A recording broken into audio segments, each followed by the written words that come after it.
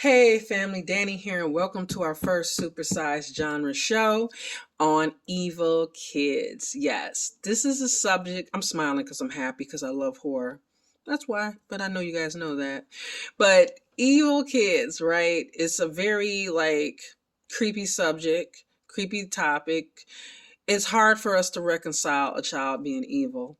It's hard for us to reconcile that you know this person, this innocent, lovely, cute child may be just beyond our reach. It's frightening, it's scary. I mean, we love children, we want to protect children, we want to teach children, we want to nurture children. If you're a parent, it's really difficult to imagine this. I mean, you find yourself as your life changed, and I've been a horror fan for a really very long time, and you do find yourself as you grow looking at certain things different.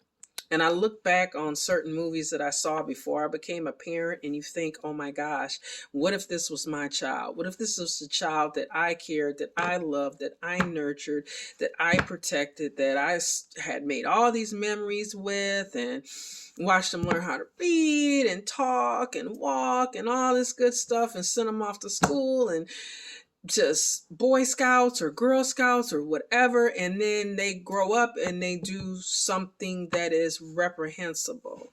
I mean, even with something that's like recently, like Dahmer, I watched that and I looked at, Lionel Dahmer, and you just say this is a position that you wouldn't wish on anybody, and you definitely would not want to be in his position, to get that phone call and to hear that kind of news, and that your child had done those things.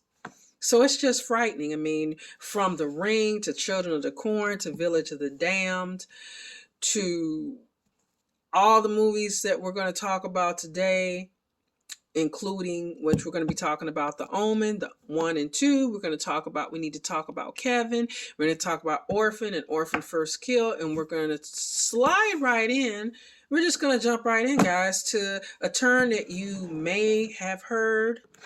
Hopefully it wasn't applied to you or your child or your brother or your sister. I'm an only child, so I don't have that experience, but hopefully you didn't have a sibling who was called the bad seed. The Bad Seed was a book and a play, and then it became a movie. And it was a hit movie, very successful.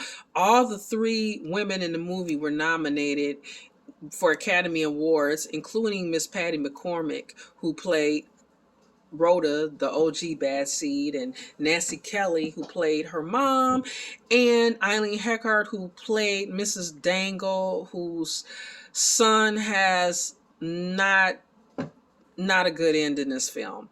So, and they all deserve those nominations, by the way. They were great. Everyone in this movie was great. But Patty McCormick is a tour de force as Rhoda. I mean, this little girl is her mannerisms, the hair twirling. I mean, here's a little girl who does not like to wear blue jeans. She only likes to wear dresses. She's polite. She worries about getting her clothes dirty. She worries about her mom saving money. She's smart. She's articulate. I mean, she's helpful. Everybody loves her. But there's a couple problems, like maybe being a sociopath and maybe being a killer. Those are, little things that don't work in her favor that might outweigh those things. So we meet Rhoda. This movie opens up, and let me say this too, guys. I'm trying not to do too many spoilers, because if you haven't seen these movies, like I said, I highly recommend it. I curate everything, but it is still available. They are still available on Tubi, but there will be, obviously we're going to be talking about some things. So we open up with Rhoda. She's with her mom, Nancy Kelly Christine, and her dad. Her dad is going off to Washington because he's in the army and there's a war going on. And we get, he's not going to war, but he's doing clerical work. You get, like maybe he's in the reserves. You're not really quite sure. But anyway, he's going off and she's like, well, Daddy, what will I get for a basket full of kisses? And he's like, oh, you get a basket full of hugs. And that's kind of like her little expression, her like catchphrase. And so she says goodbye to Dad. And Dad is kind of like sidelined for a while in this film. He does come back later, but it's just for a while. It's her and Mom. And the first inkling that we get that Rhoda isn't quite so innocent is when the neighbor comes in, Mrs. Breedlove. She somehow it comes up about this penmanship medal that this little boy won, Claude Dangle.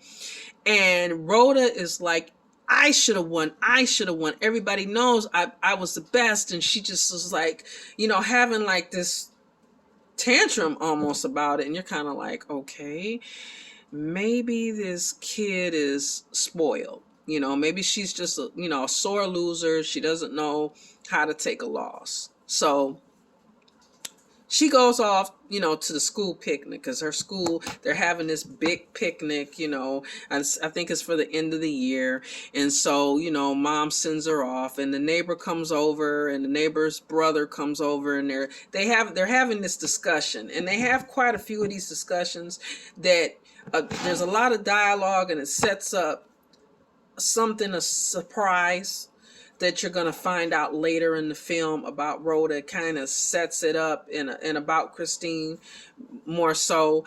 And so they're having this discussion about nature versus nurture as far as murder goes. They talk about that. They talk about Freud, who was big at the time. So they're kind of setting it up so we can kind of understand, because this is kind of like a psychological movie to try to understand, that this child is evil, but they're trying to come up with like some kind of like explanation maybe for the viewer and we're doing this through the mother.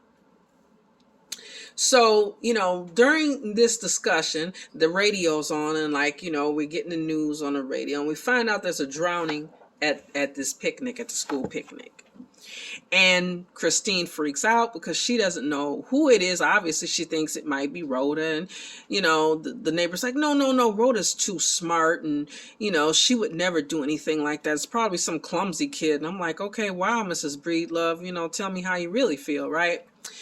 So Christine's all worried, and she's like, I don't know what to tell Rhoda, death, it was longer before in my life down the road before I dealt with death. And even then it was difficult. And what am I supposed to tell her? She's so young and blah, blah, blah. She's freaking out. And then in comes Rhoda skipping. Hi, Mom. What's for lunch? We didn't get a chance to eat because Claude Dangle drowned and they were trying to keep him alive. So we didn't get lunch. Can I have a peanut butter sandwich? And Christina's like, okay, wait a minute. What's really good? Like, she's really tripping because she's like, this is what's going on with my daughter. Like, she's in elementary school. A classmate literally drowned. She literally was there, and she's just like, concerned about lunch. So she kind of stops and gets in close to her, and it's like, sometimes bad things happen, but we have to try not to think about it. And I know you may feel, and Rhoda's like, I don't know what you're talking about. I don't feel anything. It was exciting. And she's just looking at her like, all these bells you can see in her eyes. Nancy Kelly is great. Her performance was very understated. She could have just been hysterical in so many instances, but it was like she had all this stress bubbling inside. So she's obviously disturbed by this, and she winds up talking to her dad about it, and her dad is trying to relax her fears and telling her, you're just kind of worried about nothing. Now, there's another character that I have to mention in this little film that named Leroy. Now, Leroy is, I guess you could say, like a janitor of the building. And he's creepy.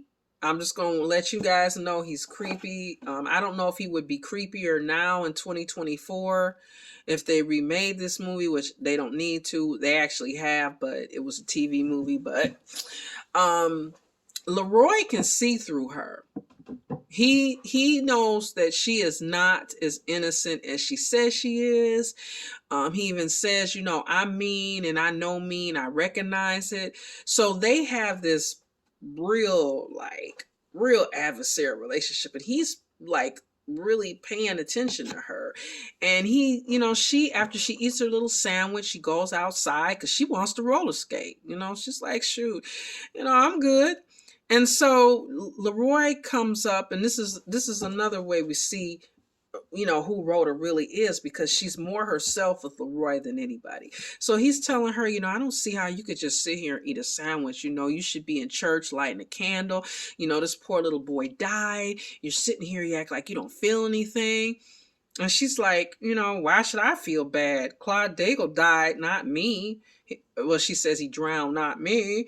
So it's kind of like, and he's just like, even Leroy is taken aback by this and by her behavior.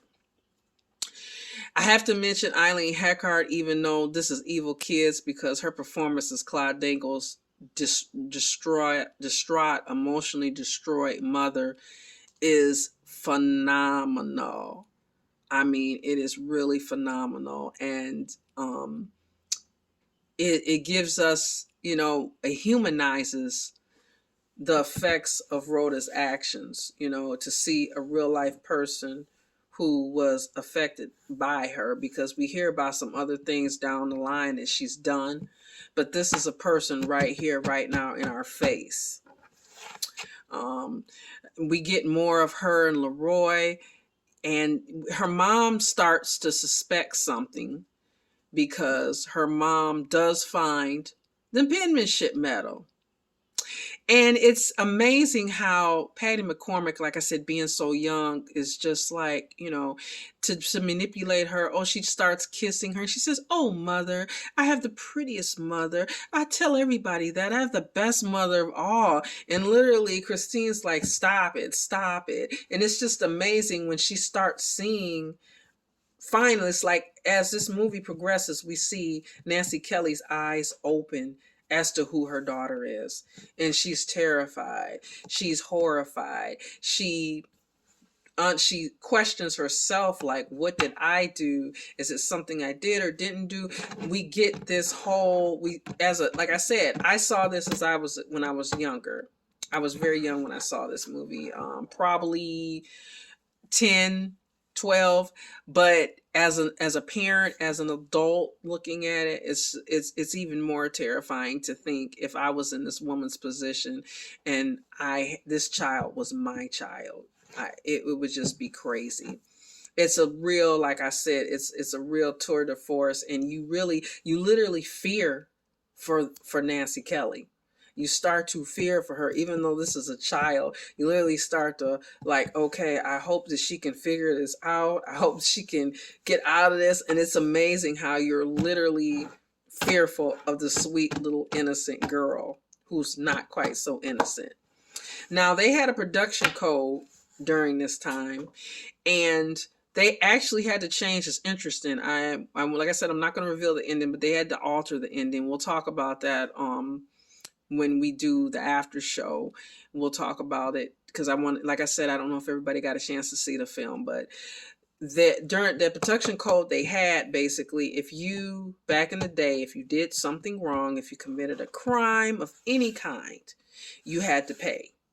So it isn't like today where we see things like Ozark where, Wendy gets off clean free. That would not have happened in 1956. She would have had to go to prison. That's just how that would have worked. There was no resolution like that where you were, toasting and you won. You didn't win. So they did change the ending of this movie, and they actually added an after scene, kind of like an MCU Marvel thing, to actually soften the blow, and we'll talk about that. So it's interesting. It'll be interesting to see what you guys think about that when you see it, knowing that wasn't the way, what we see is not the way things went. So again, the bad seed And that is on Tubi. Like I said, if you have Tubi, Tubi's free, to download, and it's an excellent movie. Trust me, you'll love it. The next child that we want to talk about is Orphan and Orphan First Kill. And in those films, that would be Isabel Fuhrman, who plays Esther. Now, this could be on your mind because of the Natalia Grace situation. If you're not familiar with that, that's a story of a young lady who was adopted by a family, and then they said she was an adult and she was terrorizing them. And it's a whole documentary about it. Very interesting, but a lot of people thought of this movie when they saw it, especially with some of the stories they were saying, like she was standing over their bed, Natalia Grace was, with a knife and all this, which she has denied all this. And like I said, you have to watch the documentary. It's really interesting. Well, I don't know if interesting is the word. It's heartbreaking, I would say, to watch, the way that story unfolded. But a lot of it, when you hear what they said happened, meaning the family who adopted her, will remind you of Orphan. So Orphan came out. If you see me looking over here, I am looking at my computer because I made a lot of notes here. I was super excited, so I may have to check on some dates. I don't want to get those wrong for you. And I want to say, I know Orphan First Kill came out in 2022 and Orphan in 2009. So, once again, Isabel Fuhrman, oh my gosh, cute little girl, little brown hair, unlike Rhoda. Rhoda was a blonde. Wears ribbons on both her wrists and around her neck. And we have this family. We have Vera Farmiga and we have Peter Sarsgaard, who have been through a lot. They lost a baby. Vera, the mom, she turned to alcoholism as a result of that. She lost her job.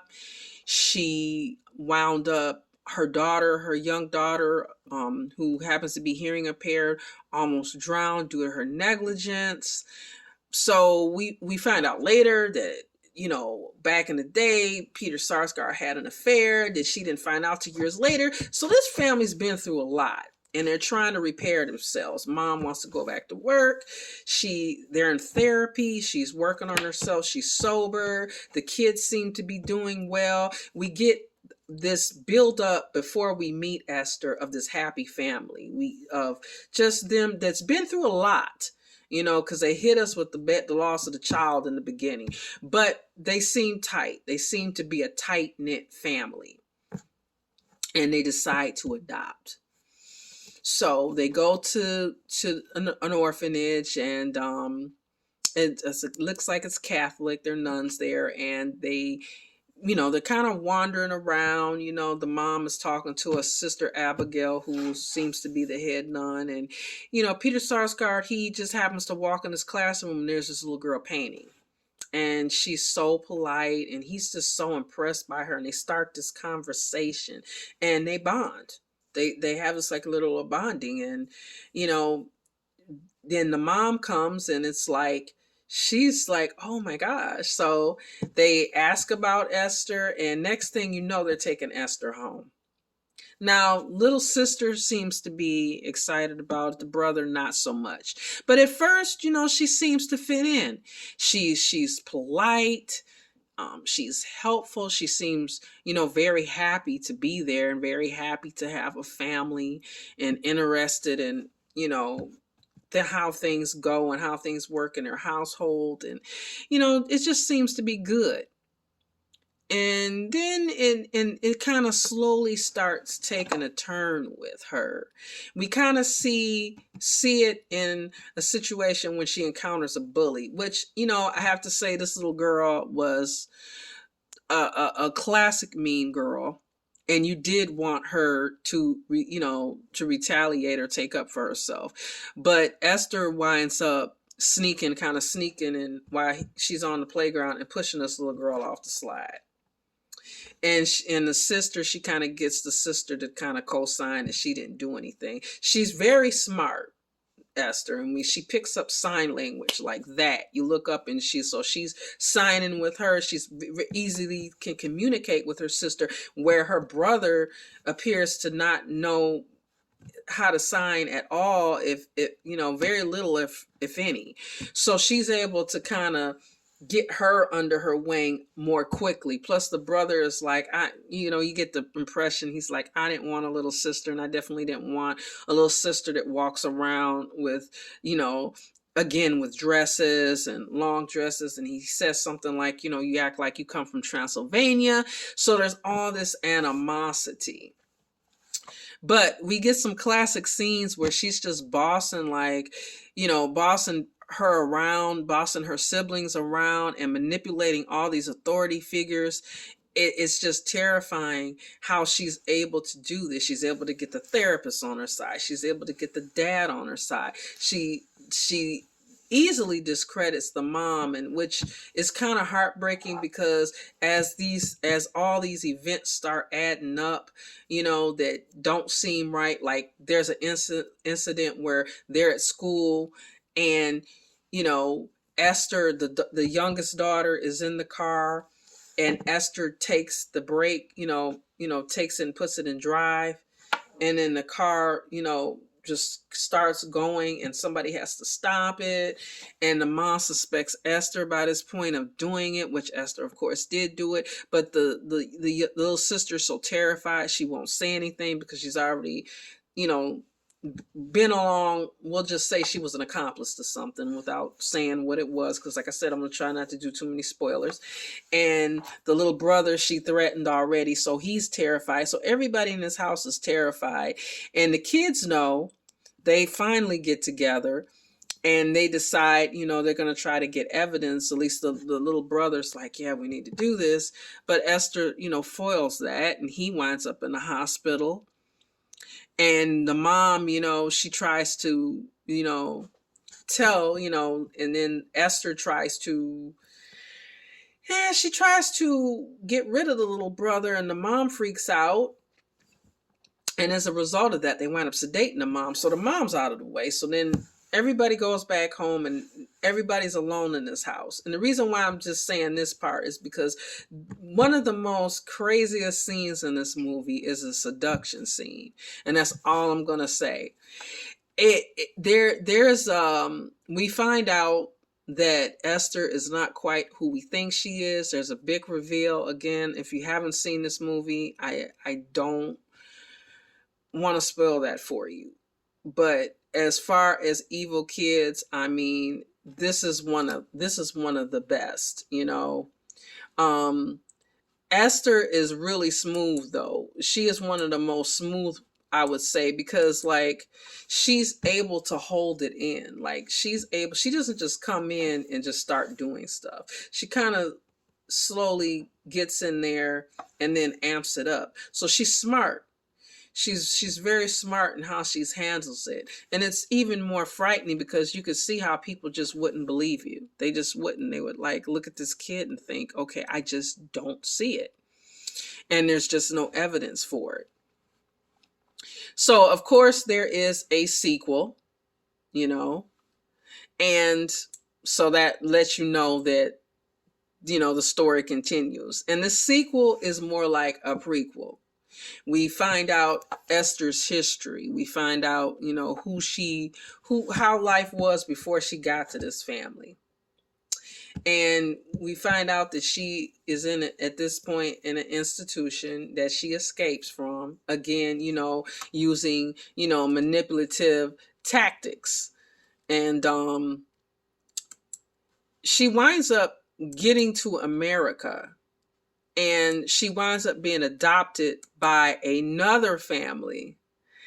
And this is a family that, and this is going to kind of intersect, guys. So we're kind of going to be all over the place. I hope you've seen this movie. But this is a family that was talked about in the first one. So we're seeing the family. And so in this one, we have Julia Stiles is in this one. And Julia Stiles is excellent as a mom because the villain circle is crowded in this movie. In this one, Like I said, we find out Esther's history, which is heartbreaking, I would say. But we also find out a secret about this family. There's a twist in this one. And this secret makes things become like a cat and mouse game, is basically what we get. So we wound up actually with more than one villain. I would say three, easy three, in this film.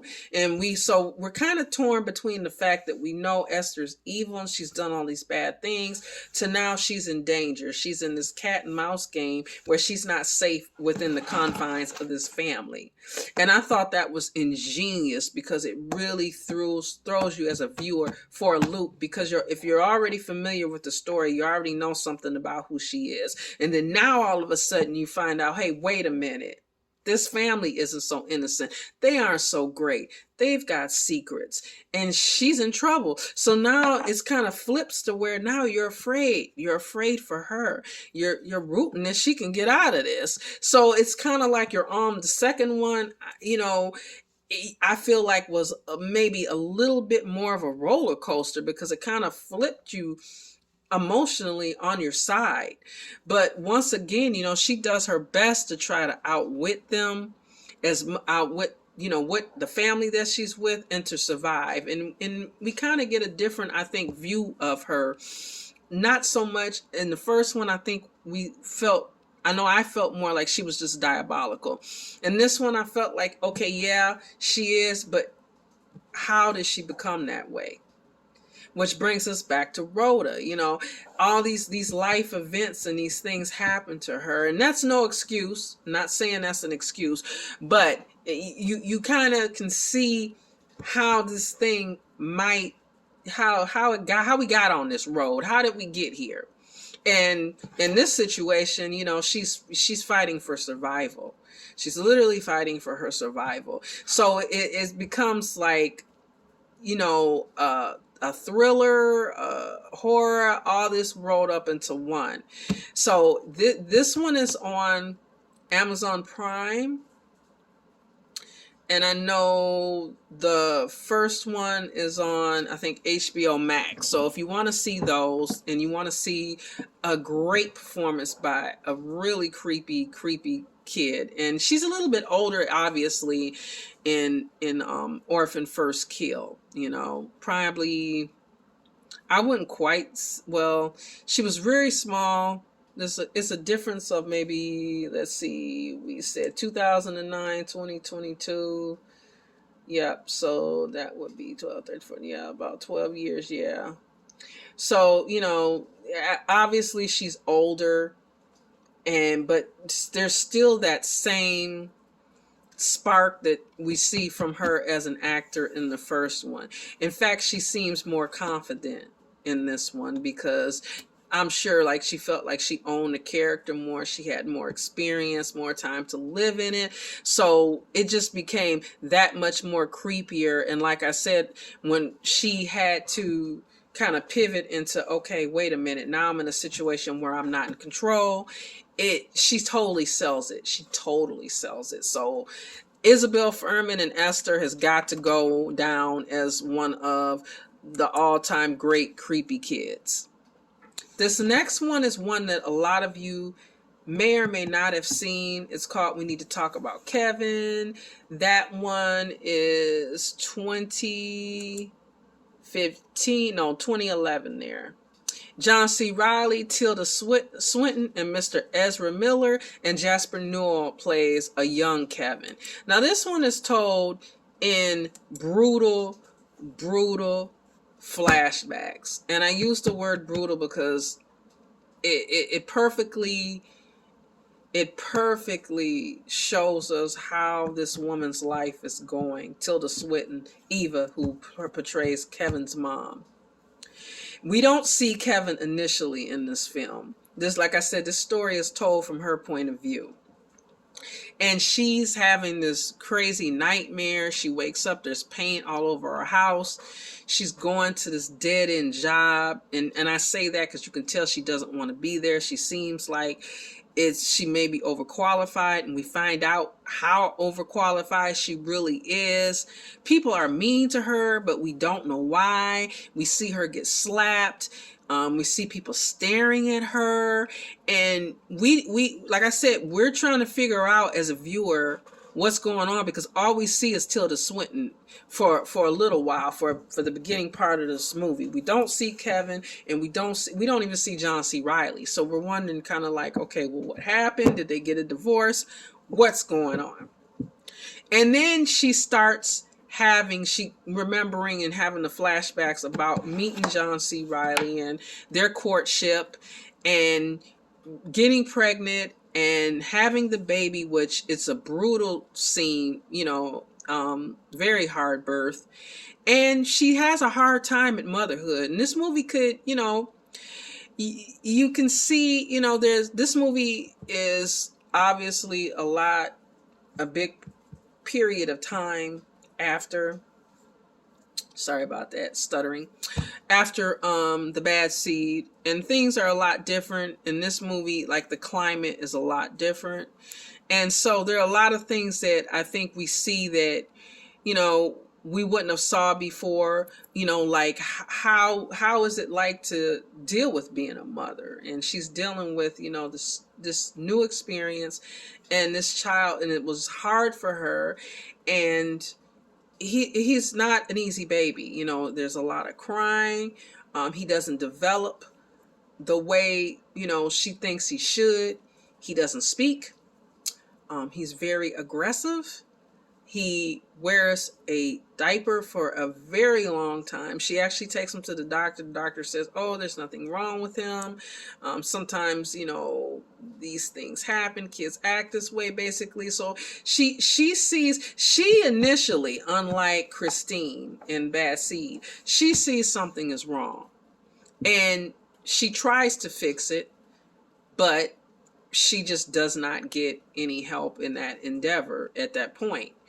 And John C. Reilly is no help as Kevin gets older, because he's always good for him. He gives mom all this trouble. Like when she tries to get him to toss a ball, he just won't. He'll just look at her sullen. He won't speak. Like I said, the potty training thing, they don't really show them really trying, but you get the feeling that maybe she just gave up, because he's just walking around like he looks like he's about 5 years old. And I know these things happen. I'm a mom. I also was a teacher. I know these things happen. But when you're looking at this film and you're looking at this kid, you're getting a feeling like this kid is completely, he knows what's going on. Even though he's not saying anything, it's just by the looks. He just has these really adversarial, aggressive looks, and he seems to really, like, when you look at a child and you think, okay, this kid knows what's going on.